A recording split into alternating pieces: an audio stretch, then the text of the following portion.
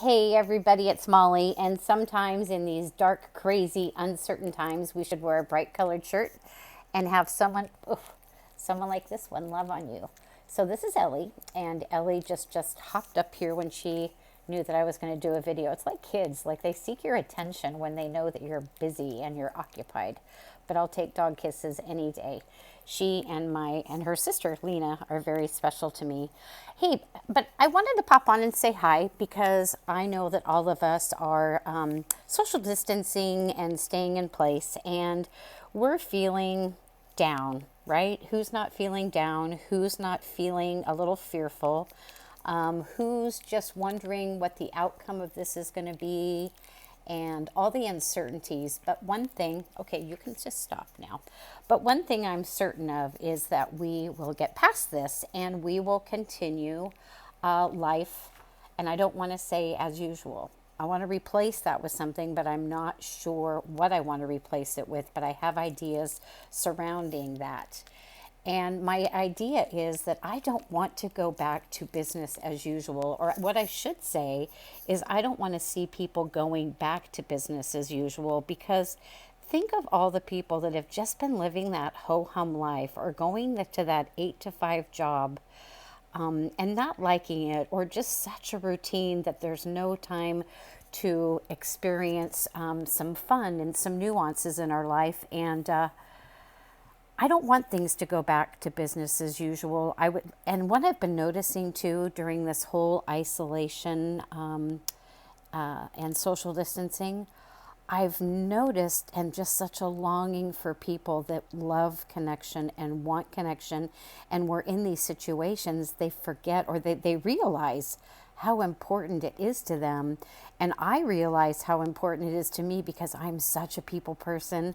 I love to talk to people.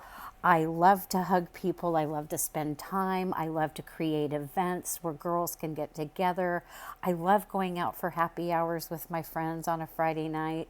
I love just catching up and going out to coffee every weekend with my friends. Mom and Dad and I routinely go to coffee on Saturday, and that's sorely missed. But I just want to read something to you that I put in my journal today, and in hopes that it kind of just triggers just a little something in your heart.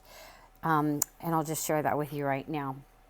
So I wrote, I truly believe this moment can be life changing for myself, that it will help me step out onto my path of my true life, the true life that has always been waiting for me since the beginning of time, and the one time that I've been missing due to fear or intimidation. Now, I feel like I've stepped out of my fear and intimidation a long time ago, and on this journey that I've had with Mood Swing Wines and now Camp Midlife. But I have to remember that it isn't finished yet. I still have so much to do.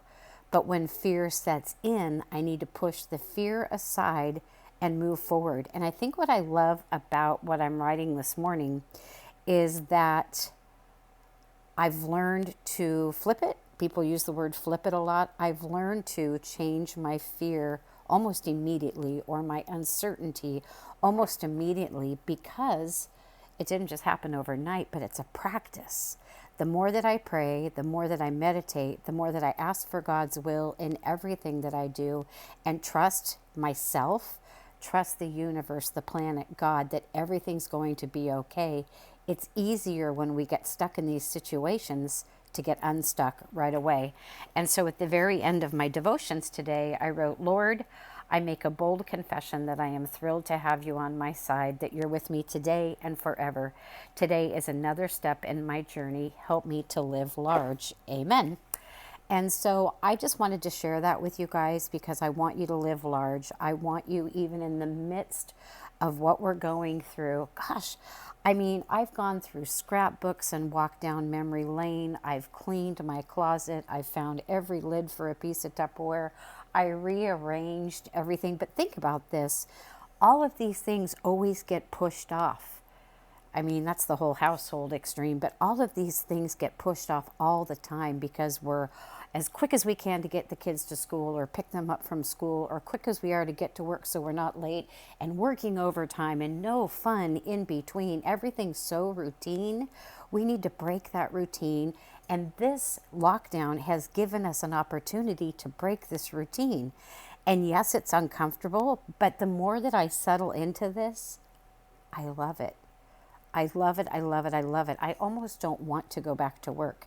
But I got to tell you, I want to do work because I want to continue to encourage women, coach women, have groups, have retreats, and do all that and show them that it's easy to live large and to help those women that need to live large. And, you know, I had a thought today after watching the news. There was a couple that was going to be retiring from working on a lighthouse. It's like a little island with a lighthouse on it and a bed and breakfast, and it was called East Brother Island. And the story was so great. They were living so simplistically, and even though they had their routine, they were the happiest ever. They know that their time on the island has come to a close and they're looking for the next best adventure. And I am doing the same thing. I mean, I would love to do that. Who wouldn't love to do that? But I was reminded when I told everybody on social media that Mood Swing Wines was coming to a close that I'm already looking for the next adventure and the next great thing that happens. And just because I'm 57 doesn't mean that there's new adventures coming along. I think we're going to be having adventures all the time, just as long as we seek them out. And with Camp Midlife, I mean, that was just divinely given to me. There was no question that Camp Midlife needed to happen so I can continue to do a good work and show women that it doesn't have to be this day in, day out.